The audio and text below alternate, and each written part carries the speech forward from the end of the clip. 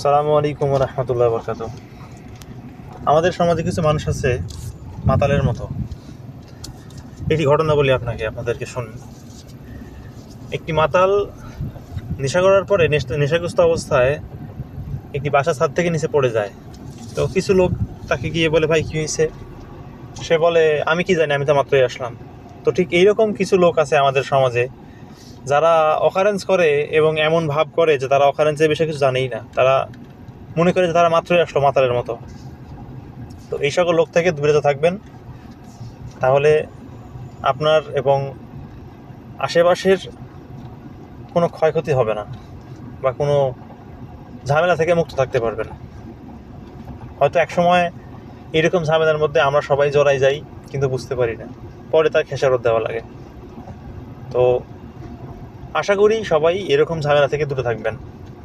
আল্লাহ হাফেজ।